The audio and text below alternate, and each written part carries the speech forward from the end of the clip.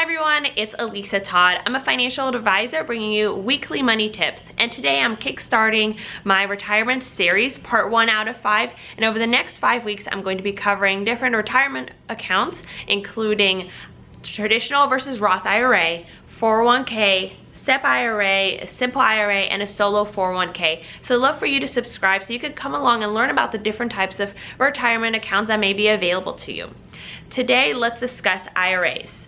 An IRA, which stands for an individual retirement account, is a retirement planning vehicle designed to help you save for retirement with some tax advantages. And this type of account can be professionally managed by a financial advisor, and you have two different types of IRAs that you can choose from, traditional or Roth. So today I'm going to go over some of the similarities and differences between each type of account. And if you have any questions or would like to know which type of IRA may be most suitable for your situation, don't hesitate to send me a message or schedule time to talk using the link down in the description box below.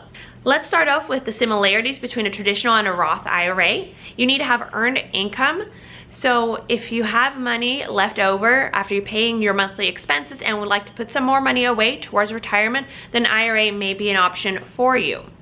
The maximum total contribution limits for both a Roth IRA and a traditional IRA combined are $6,000 a year or $7,000 a year if you're over the age of 50. Your contributions need to be made by April tax deadline.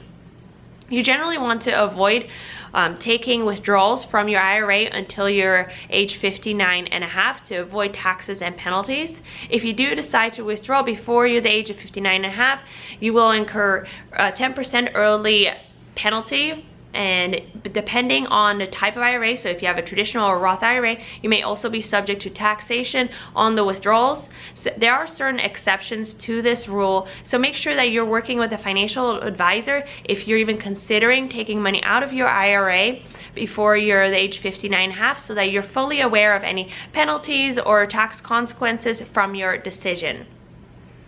So let's go over some of the differences between a traditional and a Roth IRA.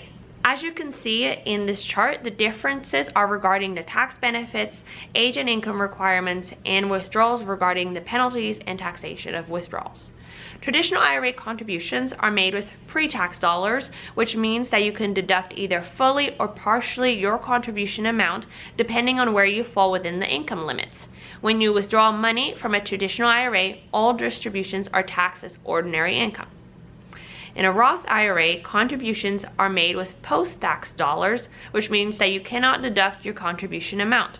However, when you withdraw money from a Roth IRA, it comes out tax-free as long as you meet the guidelines.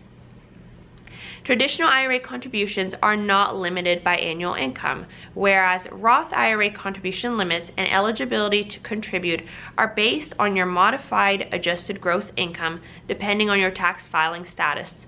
So after you've hit a certain income level, you may not be eligible to contribute to a Roth. You can also open up a traditional IRA for your non-working spouse and contribute up to $6,000 a year and an additional $1,000 if you're over the age of 50.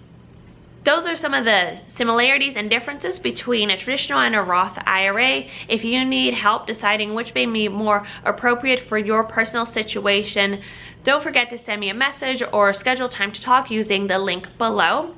Next week, I'll be talking about 401k plans, so don't forget to hit subscribe so you don't miss that video. And I'll see you all next week.